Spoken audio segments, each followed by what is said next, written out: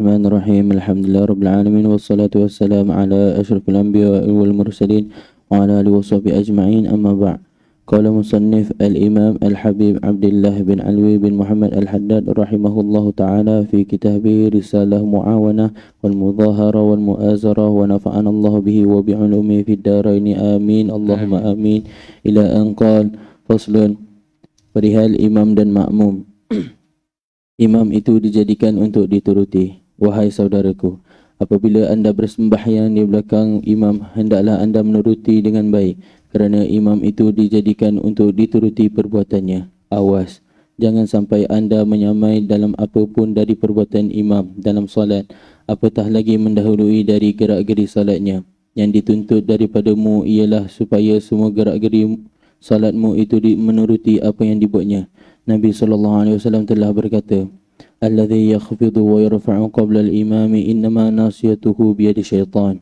Maksudnya, orang yang menundukkan kepalanya dan mengangkat kepalanya sebelum imam hanya sahaja kuasanya di tangan syaitan. Bismillahirrahmanirrahim. Alhamdulillah, salatu wassalam ala sayyidina Rasulillah Muhammad bin Abdullah wa ala alihi wa sahbihi wa man walah, amma ba'du. Al-Imam Abdullah bin Al-Haddad dalam kitabnya Risalatul Mu'awanah menyentuh tentang adab di dalam salat berjamaah. Salat berjamaah terdapat perbezaan ulama berkenaan dengan hukum salat berjamaah. Ada yang mengatakan hukumnya adalah fardhu ain. Ada yang mengatakan fardhu kifayah. Ada yang mengatakan sunnah muakkadah. Mereka yang berpendapat hukum salat berjamaah itu satu fardhu ain adalah berdalilkan dengan sabda Nabi Muhammad SAW. Beliau bersabda, aku teringin akan menyuruh seseorang mengimamkan salat di masjid, lalu aku pergi cari rumah orang-orang yang tak datang salat. Kalau aku dapati ada orang yang tak datang salat berjamaah, aku bakar rumahnya. Jadi sabda Nabi ini yang keras menunjukkan hukum salat berjamaah, yaitu hukumnya wajib. Kalau tidak, kenapa Nabi sampai akan membakar rumah? Hadis ini bukan berbicara tentang kita bakar rumah orang, tidak. Ianya adalah ancaman kepada orang, yakni kalau seorang tu marah kan, cuma mengancam, tak selalunya ancaman tu betul-betul akan buat apa yang dicakapkan, melainkan lebih daripada supaya orang yang diberi peringatan dan ancaman tu berhati-hati daripada peringatan itu.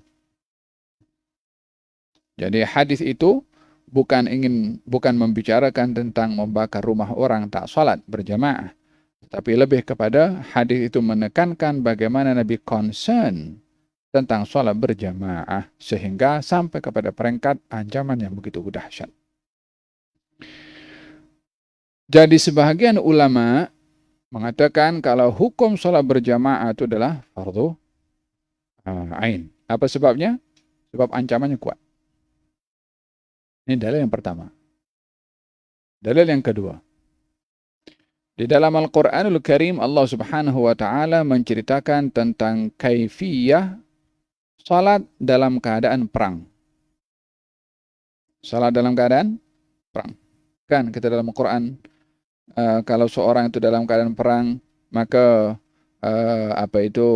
imam kena memulai salat, satu grup ikut dengan imam, satu grup lain standby berhadapan dengan musuh kalau posisi musuh berlainan dengan arah kiblat. Jadi kalau musuh sebelah sana, kiblat sebelah sana, so imam salat menghadap ke ke arah yang berlawanan dengan musuh. Satu grup ikut salat bersama dengan imam, satu grup yang lain berhadapan dengan musuh, tengok pantau keadaan musuh macam mana. Karena kalau semua salat bersama dengan imam, musuh ada di belakang, mungkin musuh akan serang sementara kita tak nampak. Maka cara salatnya pun dibuat cara khusus untuk salat berjamaah walaupun dalam keadaan perang. Yakni dalam keadaan perang pun masih Nabi mengatur cara sholat berjamaah. Kalau sudah satu saf selesai, sholat perang 2 rakaat.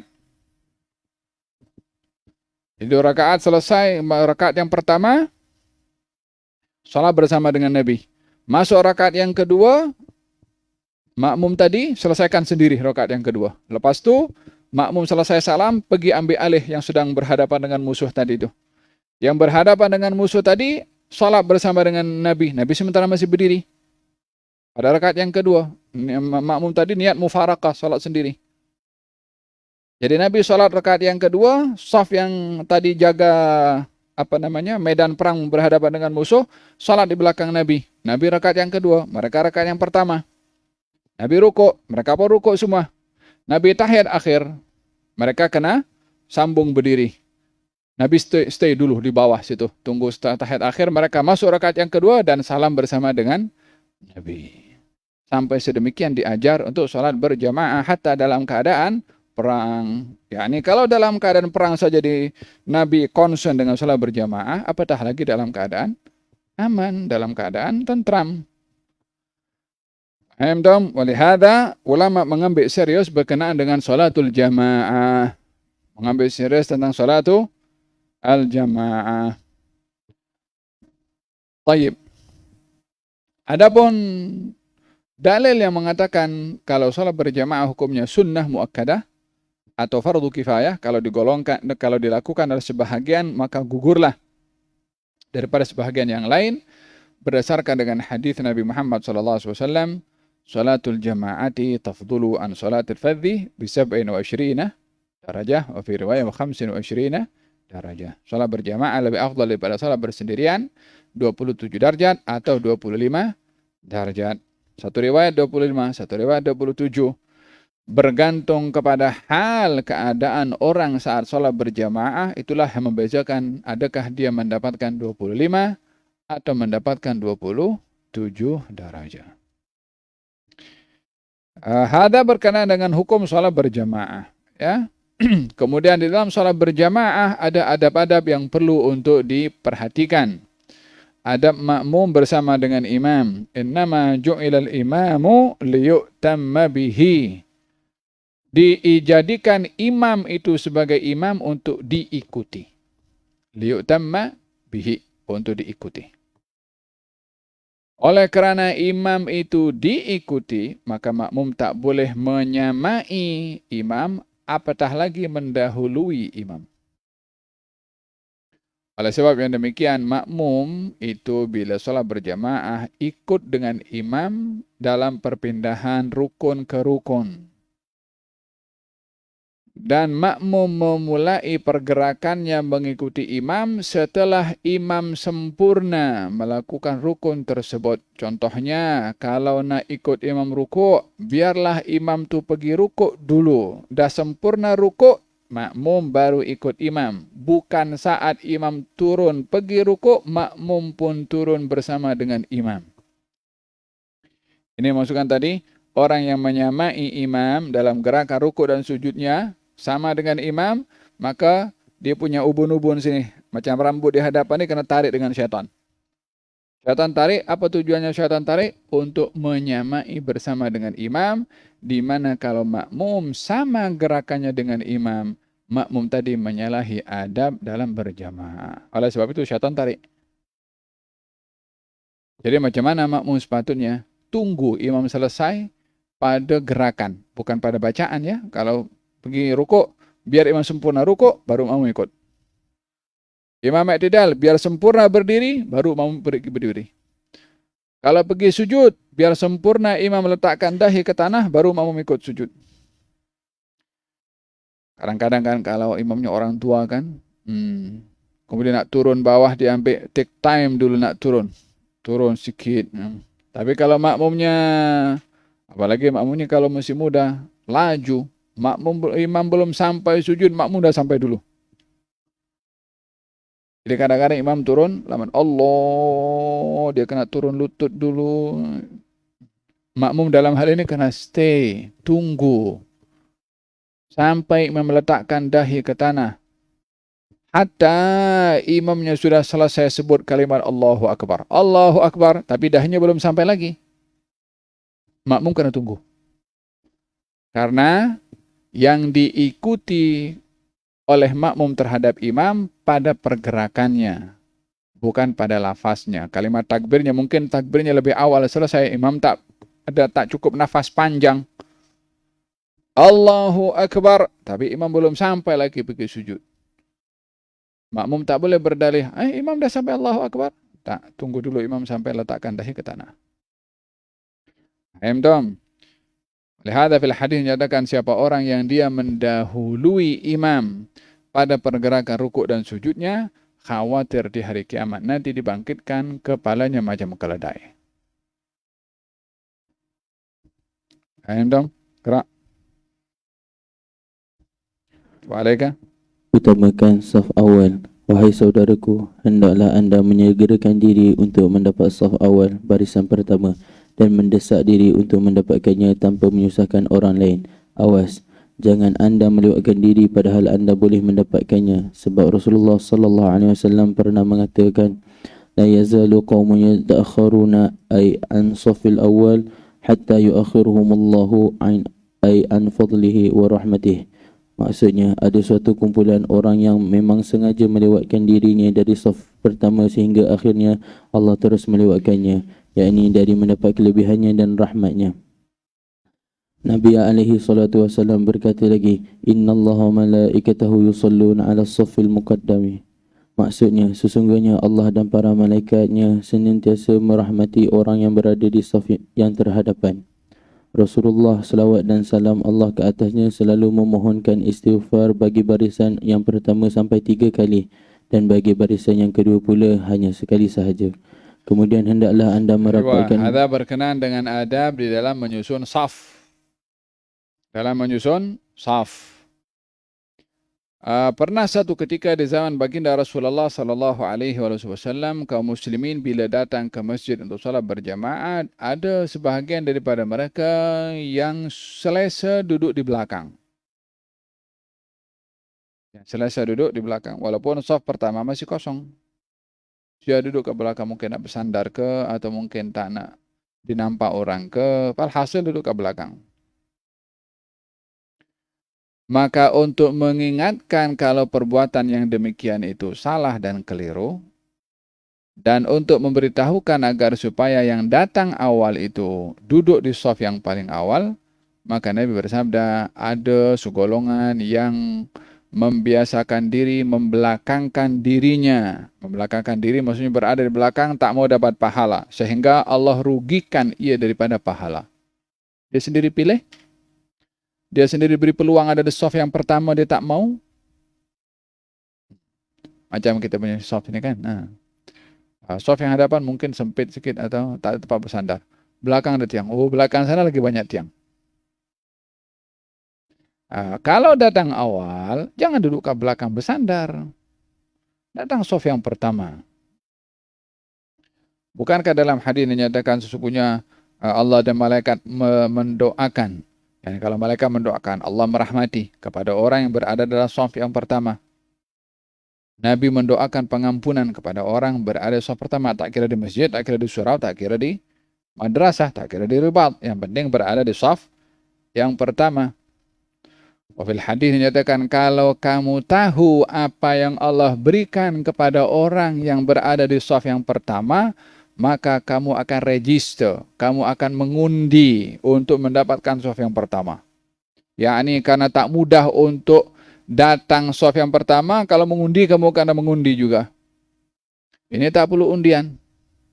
Hanya perlu datang awal saja, shaf pertama kosong, pergi duduk situ. Kalau Allah buka apa yang didapat oleh orang yang berada dalam shaf yang pertama, sebelum subuh semuanya dah bangun dah.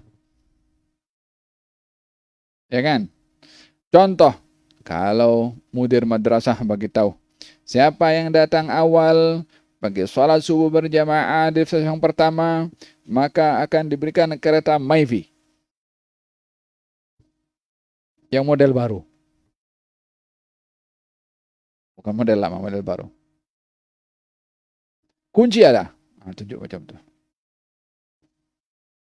Grant pun ada, tinggal tulis nama saja bagi IC. Jam berapa datang esok? Kalau perlu tak tidur dekat saf yang pertama pun juga. Apa sebabnya? Kalau kita tahu depan mata, kunci ada, kereta pun ada. Nampak depan mata. Kereta itu panggil, mari ambil aku. Semua datang. Yang Allah sediakan di saf yang pertama ni, la maifi wala 1.000 maifi. Pahala besar diberikan oleh Allah Subhanahu wa taala pada saf yang pertama. Faham melihat pentingnya seorang berlomba-lomba, wasfastabiqul khairat. Berlomba-lombalah untuk meraih kebaikan. Wasari'u ila magfiratin min rabbikum wa jannatin ardhuha as-samawati wal ardu uiddat lil muttaqin. Faham tom? Nah, hada berkenaan dengan saf yang pertama, kecuali kalau saf pertama dah full, ambillah saf yang kedua. Gerak. Kemudian hendaklah anda merapatkan barisan dan meluruskannya. Jika anda menjadi imam, maka perintah itu lebih kuat di tanganmu.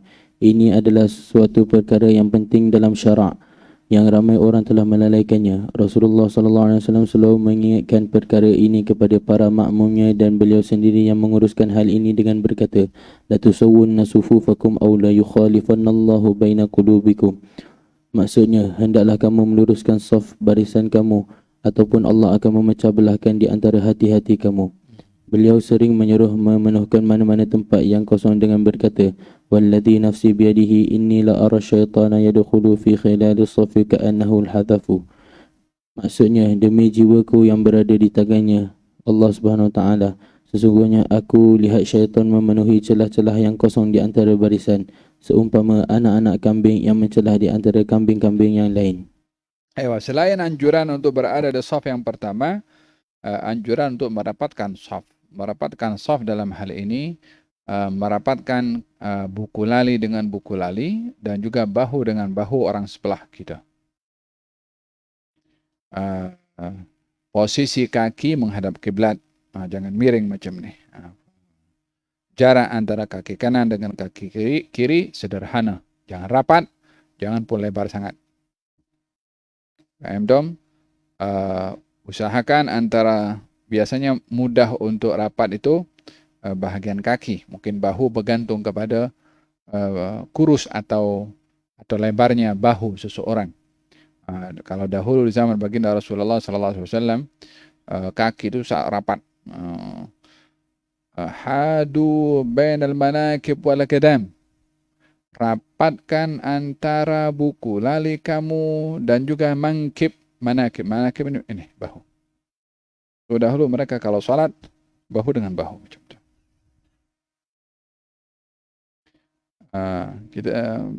Ramai orang kurang mengambil berat hal sedemikian, sehingga jarak tu ada antara satu, masih ada ruang sikit.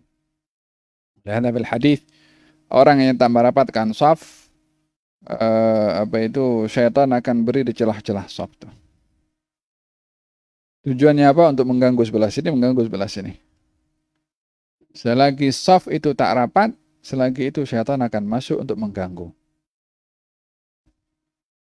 Rasus sufufa, rapatkan saf kamu, sesungguhnya syaitan berada di celah-celah saf untuk mengganggu daripada khusyuk. Dan yang kedua, orang yang tidak merapatkan saf dalam salat, hatinya tak rapat. Apa maksudnya? Yakni syaitan akan ganggu. Kalau diganggu oleh syaitan seseorang, maka hati seseorang itu tak boleh fokus. Kalau tak boleh fokus, maka tak boleh bersama dengan yang lain. Tapi kalau rapat saf, Allah berkati. Seperti mana dia rapatkan dalam saf, Allah berkati dalam hatinya rapat satu dengan yang lain. Ada ta'aluf, ada kasih sayang, ada ta'awun, ada saling tolong-menolong, saling beri-memberi, saling mengambil berat. Dengan rapat saf, akan rapat hubungan hati nurani kaum muslimin. Dengan tidak rapat saf, maka akan bertelagah antara kaum muslimin, yakni tidak sehati satu dengan yang lain. Faham dong? Agaknya kaum muslimin yang ada sekarang ini satu hati atau tidak? Kita banyak berbeza. Kalau perbezaan sekedar perbezaan pendapat, maka itu wajar. Yang masalah perbezaan dalam bermusuhan, berbeza pendapat yang bermusuh. Coba perhatikan saf. Macam mana kita sholat? Faham tuh? Sekarang ada 1,5 meter ada jaraknya. Karena ada social distancing. Yang satu 1 meter. Satu meter setengah. Mungkin pasal wabak inilah. Faham dong? Melihada seseorang adalah menjaga di dalam merapatkan saf.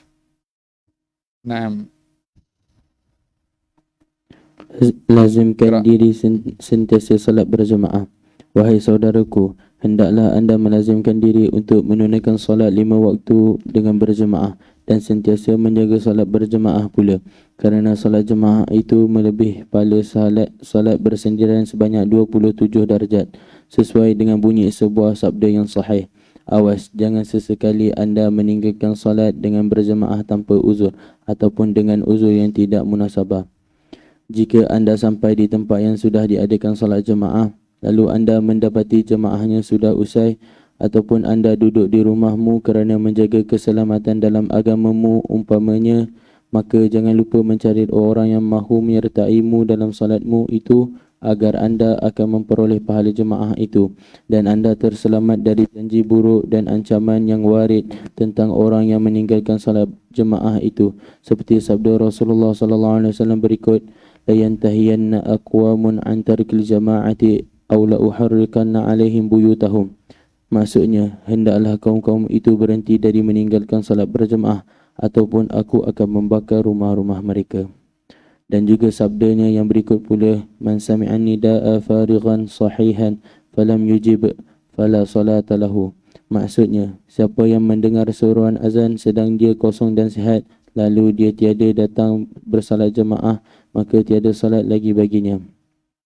Dan juga dari kata Ibnu Abbas radhiyallahu anhu, kami dahulu melihat orang menganggap sesiapa yang terlambat dari salat jemaah tiada lain melainkan dia seorang munafik yang sudah jelas kemunafikannya. Sebab itu pada zaman Rasulullah sallallahu alaihi wasallam, seseorang itu akan dipaut oleh 2 orang lelaki sehingga didirikan di saf. Kalau semua penanggungan berat ini akan dikenakan kepada siapa yang meninggalkan jemaah, maka apa katamu pada orang yang meninggalkan salat Jumaat pula, yang mana dia adalah suatu fardu ain yang tidak patut ditinggalkan. Lihat apa yang Rasulullah sallallahu alaihi wasallam dalam perkara ini. Man taraka thalatha juma'in tahawunan taba'allahu ala qalbihi.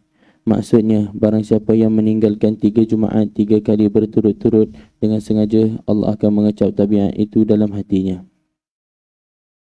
Jika anda mendapat keuzuran pada meninggalkan salat Jumaat atau salat jamaah, maka cubalah takdirkan bahawa di tempat yang akan didirikan salat itu ada seorang lelaki yang akan membagi-bagikan wang ringgit kepada sekalian para hadirin di tempat itu. Bagaimana anda dapati dirimu ketika itu? Jika anda merasa cergas dan cenderung hendak pergi, maka keuzuran itu tidak benar.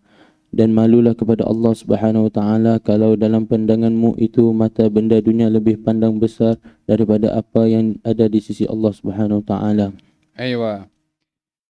Saya sudah jelaskan dalam mukaddimah tadi berkenaan dengan hukum sholat berjamaah dan ancaman yang kuat daripada baginda Rasulullah dalam hadisnya yang mengingatkan kepada mereka yang meninggalkan sholat berjamaah.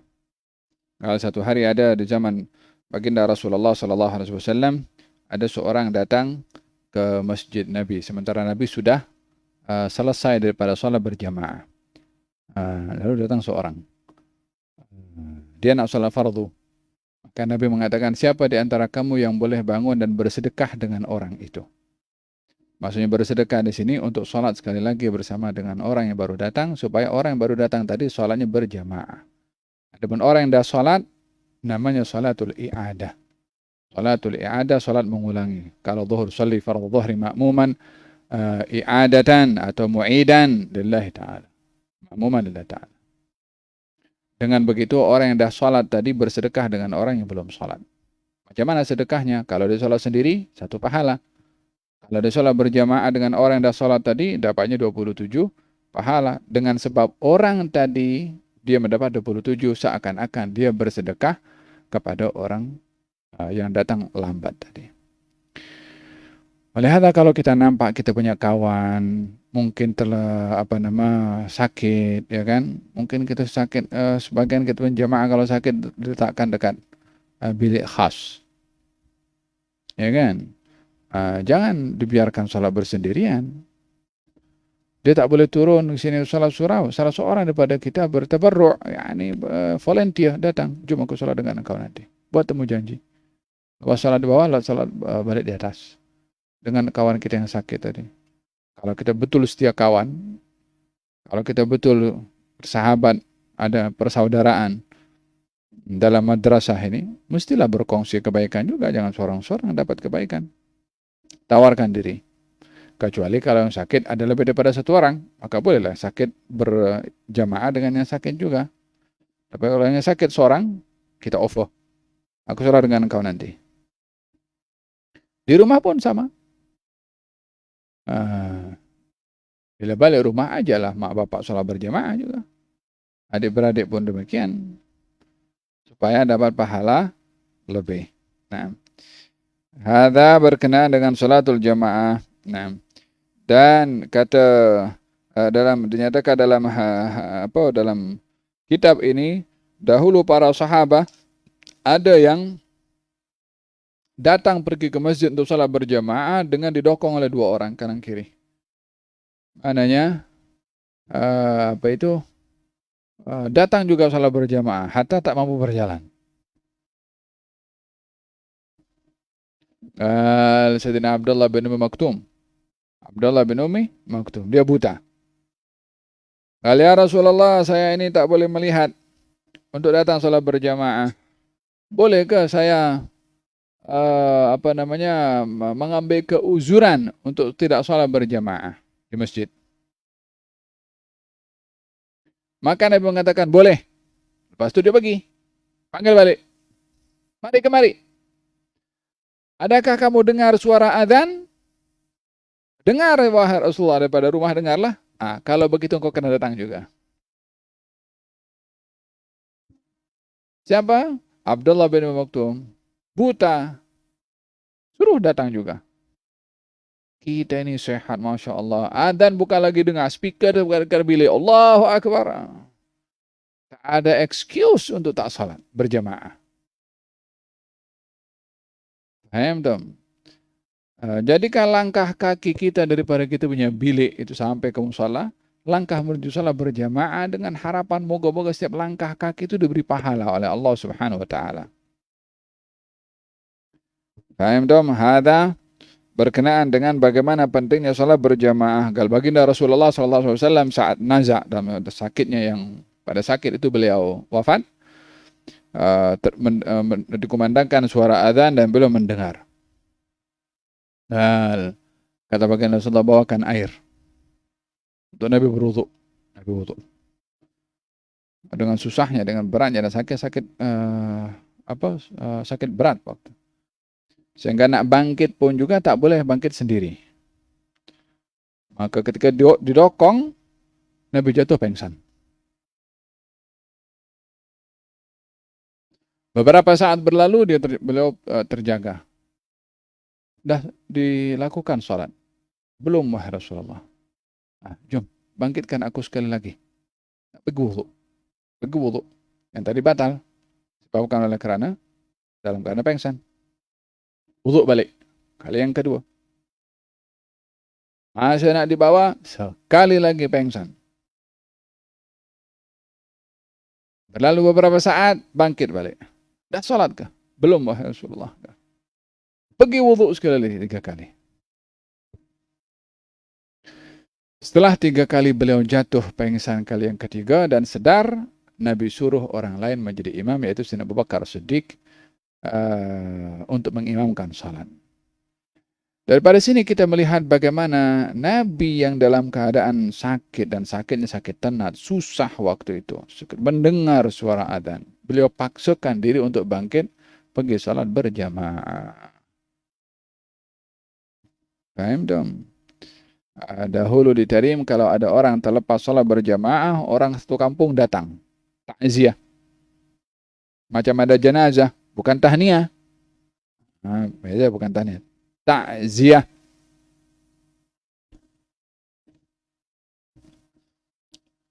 Apa sebabnya takziah? Disebabkan oleh kerana dia terlepas peluang fadilah salatul jamaah. Jadi dulu dengan adanya salat berjamaah, mereka saling kenal satu dengan yang lain. Kalau tak ada, mungkin musafir, mungkin sakit. Sehingga mereka tertanya-tanya, fulan mana tak ada ya? Jangan-jangan musafir. Yang tak datang salat berjamaah dulu tuh, emang musafir atau sakit. Sehingga kalau musafir, ditengok keluarganya. Bagaimana keluarganya? Perlu bantuan ke, tak perlu bantuan ke. Diambil tahu keadaan keluarganya. Mungkin musafir emergensi, darurat. Sehingga keluarganya tak ada yang jaga. Mungkin kalau kalau perlu bantuan dihantarkan makanan. Mereka saling mengambil berat.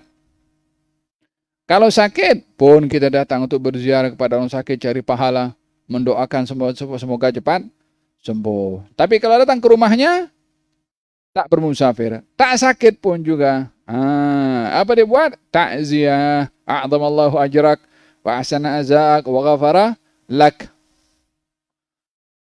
Ucap takziah. Apa sebabnya? Terlepas peluang daripada mendapatkan fadilatul jamaah. Laisal musab man faragal ahbab, walakinnal musab man hurimat thawab. Bukan orang yang kena musibah itu orang yang ahli keluarganya meninggal dunia. Tapi orang yang kena musibah, kalau terlepas peluang mendapatkan pahala, ini orang betul-betul kena musibah. Zalamta wa ma illa li nafsika ya fata, zalamta wa zulmun nafsi min aqbahil wasfi. Kata Habib Ali bin Muhammad Al-Habsyi, engkau ini berlaku zalim kepada dirimu sendiri. Macam mana zalim kepada diri sendiri? Ya sebab mengharamkan dirinya daripada mendapatkan pahala. Dia mau sholat bersendirian, tak kisah pun. Sama-sama sholat. Sama-sama sholat lah. Beza sikit je, 27 dengan 1. Hadha dha'iful iman. Orang yang dia tak merasa menyesal dalam hatinya kalau terlepas peluang sholat berjamaah, problem. Orang yang hanya berfikir dalam hatinya yang penting sholat, problem. Lebih-lebih lagi kalau dia adalah pelajar. Belajar di madrasah, tak kisah. Salat berjamaah atau salat berjamaah, khabar khair, tak kisah. Perlu murajaah kepada orang itu. Perlu sedar apa yang berlaku kepadanya. Perlu diperhalusi keadaan hatinya itu sejauh mana dia tersentuh dengan kehilangan pahala. Tak kisah. Kalau handphonenya hilang, dia bising, dia menangis, dia report kepada mudir. Duitnya hilang, dia bising, dia report kepada mak bapaknya. Jam tangannya hilang, dia pun bising. Terlepas sholat berjamaah, tak apa. Terlepas sholat asar, boleh sholat maghrib. Ini orang perlu dikaran sedikit. Macam mana tak ada perasaan menyesal dalam hati kalau terlepas fadilatul jamaah? Perlu adanya perasaan menyesal. Gerak. Apa uzur yang benar? Dan ketahuilah bahawa uzur yang benar itu paling banyak menggugurkan kewajipan sahaja. Manakala pahala itu tidak akan dicapai melainkan dengan perbuatan saja. Benar, ada kalanya orang yang beruzur tidak dapat menghadirkan diri dalam solat Jumaat atau jemaah. Itu mungkin memperoleh pahala juga. Seperti orang yang beruzur kerana perutnya buang air terus-menerus, atau yang dikenakan penjara kerana bersalah, dan yang seumpamanya. Ataupun dia tidak tidak beruzur untuk hadir, tetapi dia akan menyebabkan kesusahan yang berat bagi Muslim yang lain. Jika dia meninggalkannya, umpamanya uzur orang yang menjaga pesakit yang tiada berfamili dan sebagainya, maka orang yang mempunyai keuzuran seperti ini atau yang sebelum ini, jika terasa dalam hatinya perasaan sedih dan menyesal atas ketiadaan hadirnya, miskin pun dia mempunyai keuzuran, nescayalah dia akan memperoleh pahala. Aywa, tengok macam mana? Bila ada orang yang dia terlepas peluang daripada salatul jamaah disebabkan keuzuran-keuzuran, seperti dia sakit perut cirit-birit contohnya, tak boleh pergi. Atau jaga orang tua yang sakit yang kalau dia tinggalkan pergi ke masjid solat berjamaah, tak ada siapa orang jaga dia. Kemudian merasa menyesal, ya Allah, andailah aku boleh solat berjamaah, andailah aku boleh pergi ke masjid. Rasa menyesal ni, kata Al-Haddad, boleh menjadi sebab dia dapat pahala sama dengan orang solat berjamaah walaupun dia solat di rumahnya. Perasaan menyesal mesti ada. Yang tadi saya ceritakan, dia tak kisah solat berjamaah atau berjamaah sama aja. Perasaan tak menyesal tu yang problem. Tanda seseorang itu imannya kuat dan hatinya bersih, kalau kehilangan peluang mendapatkan pahala dia menyesal. Tetapi kalau dia lebih menyesal kehilangan keduniaan berbandingkan pahala, maknanya problem pada hatinya. Problem pada imannya. Kalau dunianya hilang, dia menyesal. Kalau akhiratnya hilang, dia biasa aja. Hendaklah memerhatikan kepada keuzuran itu sendiri. Uzur mesti uzur yang boleh diterima. Bukan sembarang keuzuran. Kalau uzur sakit, tengok sakitnya apa. Kalau sakitnya sakit yang berbahaya, yang boleh membawa penyakit kepada orang lain, solat kat rumah. Kalau penyakitnya menyebabkan dia tak boleh bangkit pergi, tak apa solat di rumah. Tapi sakitnya sakit sakit biasa, dia boleh pergi. Yang kalau dikatakan dia sakit, peninglah aku. Pengurusi masjid bagi tahu yang datang daripada ahli qaryah akan dapat RM1,000.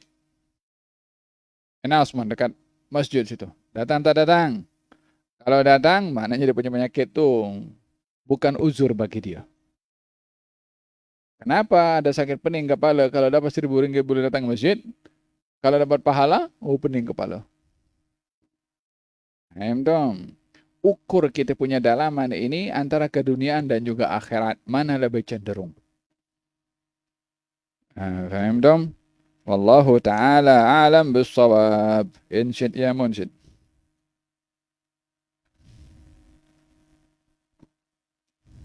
Allahumma salli wa sallim ala sayyidina Muhammadin wa ala ali sayyidina Muhammad. Allahumma salli. محمد أشرف العرب والعجم محمد خير من يمشي على قدمه محمد باسط المعروف جميعه محمد صاحب الإحسان والكرم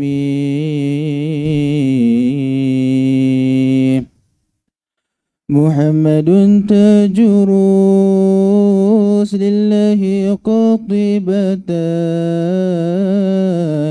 محمد صادق الأقوال والكلم محمد ثابت الميثاق حافظه محمد طيب الأخلاق والشيم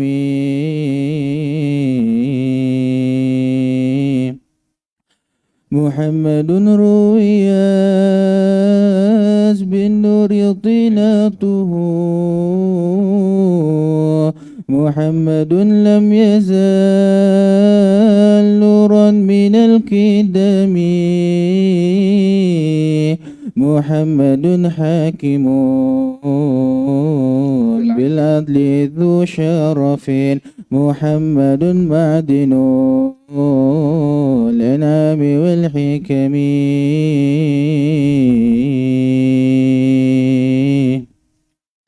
محمد خير خلق الله من مضر محمد خير رسل الله كلهم محمد دينه حق ندين به محمد مجملا حقا على عالمين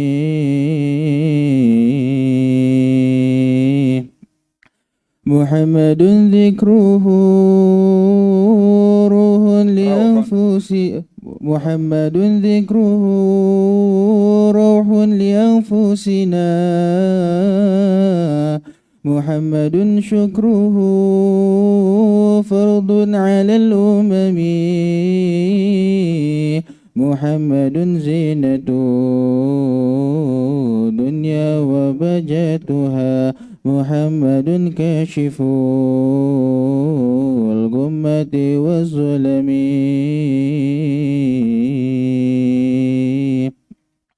محمد سيد طابت مناكبه محمد صاغه الرحمن بالنعم محمد صفة الباري وخيرته محمد طاهر من سائر التهم محمد ضاحك للضيف مكرمه محمد جاره والله لم يضم محمد طابت دنيا ببعثته محمد جاء بالآيات والحكم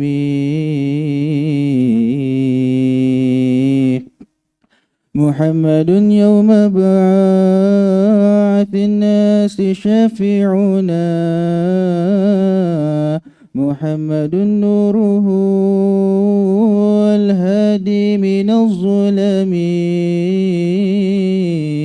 محمد قائم لله ذو همم محمد خاتم للرسل كلهم والحمد لله رب العالمين. Ahsan. Bagaimana muslimat? Ada yang mengatakan lebih afdal muslimat sholat di rumah. Pada dasarnya, ya digalakkan untuk kaum muslimat sholat di rumah walaupun tidak dilarang untuk sholat di masjid berjamaah. Dalam hadis Nabi Muhammad SAW beliau bersabda, sholat yang terbaik bagi seorang wanita fi qa'ri baitiha. Qa'ri baitiha ini dalam rumahnya. Kalau rumah itu ada ruang tamu, ada bilik terbuka kan. Ini qa'r bait maksudnya dalam biliknya. Maksudnya lebih kepada as-satr. yakni untuk menjaga kehormatan kaum wanita. Adakah bermakna tak boleh salat berjamaah di masjid? Boleh. Baginda Rasulullah SAW bersabda, "La tamna'u ima Allah masajid Allah." Jangan kamu melarang hamba-hamba Allah, maksudnya daripada kalangan wanita, untuk salat di masjid. Paham dong? Jadi ketika difahami oleh sebahagian sahabat bahwasanya lebih baik salat perempuan itu di rumahnya, maka sebagian dari mereka melarang untuk ahli keluarga yang salat di masjid. Maka diingatkan oleh Nabi, jangan kamu halang. Namun perbezaan daripada dua hadis ini memberikan penjelasan kepada kita kalau kaum wanita ingin sholat di masjid, hendaklah menjaga kehormatannya juga. Pakaiannya yang sopan, penampilannya pun yang sopan.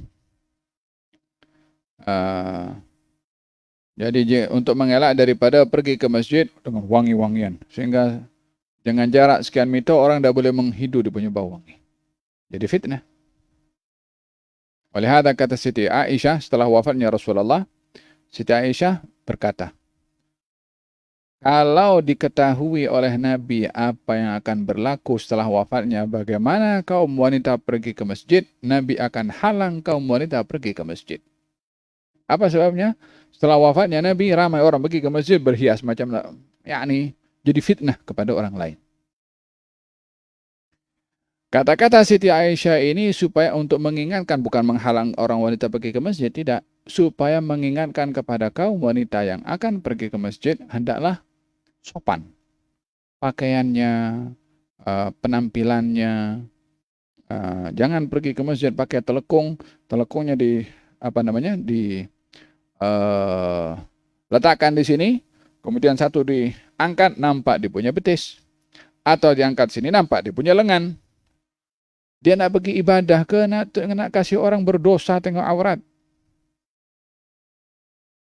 Atau naik motosikal. Naik motosikal pun terbuka auratnya. La haula wala quwwata illa billah. Atau dia berhias macam nak pergi kenduri. Silahkan pergi ke masjid, tapi jaga adab. Supaya sopan karena ingin pergi ke masjid untuk beribadah kepada Allah Subhanahu wa taala. Wallahu taala alam bis-shawab. Fadlan syukran Rasulullah wa ahli baiti ashabihi radhiyallahu anhum. Barik fi hadha al-ijtima' كرمنا حقيقة الانتفاع يحفظنا من الأمراض والأسقام والبلاء الفتن ما ظهر منه وطن يبارك لنا في شعبان يبلغنا في رمضان ويعيننا على صيام قيام تلاوة القرآن ويحفظنا من الآثام يا عز يا علام يا أرحم الراحمين على حد النك وصار شامل الآخرة دين والآخرة وإلى حضرة النبي. بسم الله الرحمن الرحيم الحمد لله رب العالمين الرحمن الرحيم مالك يوم الدين إياك نعبد وإياك نستعين اهدنا الصراط المستقيم صراط الذين أنعمت عليهم غير المغضوب عنهم ولا الضالين آمين. اللهم صل وسلم علينا نكتب صلى الله عليه وسلم. الحمد لله رب العالمين ربنا انفعنا بما علمتنا. هدى رب فقهنا وفقه أهلنا وقرابة لنا في ديننا مع القدر أنثى وذكر رب وفقنا وفقهم لما ترتضي قولا وفعلا كرما وارزق كل حلالا دائما وأخل أزكيا والأمان نصب الخير ونكفى كل شر ربنا واصل لنا كل شؤون وأكر برضا منك العيون واقض عنا ربنا كل الديون قبل أن تأتينا رسل المنون وفي الرسل أنت أكرم ستر وصلاة الله تشى المصطفى من إلى الحق دعانا والوفاء بكتاب فيه لناس الشفاء مع الآل الكرام الشرفاء مع الصحب والصحب القرار. اللهم اهدنا بهدى واجعلنا ممن يسيره في رضا ولا تولنا وليا سوى ولا تجعلنا ممن خالف أمرك وعصاك.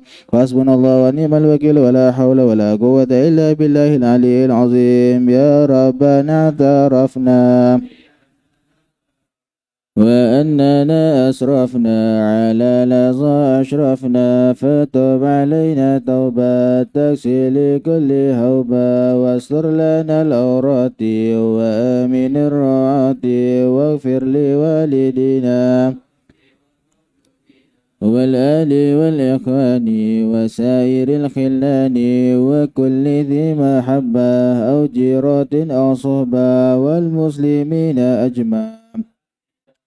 اسمع فضلا وجودا منا لا باكتساب منا بالمصطفى الرسول نظى بكل سول بالمصطفى الرسول نظى بكل سول بالمصطفى الرسول نظى بكل سول صلى وسلم ربي عليه عد الحب وآله وصحبه عدادة الشصهب والحمد للإله في البدء التناهي حمدا كثيرا دائم محبة الناس يئيم سبحان ربك رب العزة عما يصفون وسلام على المرسلين والحمد لله رب العالمين في كل لحظة أبدا على خلقه ورضا نفسي وزرة عرشه ومداد كلماته منا ومنكم تقبل يا كريم.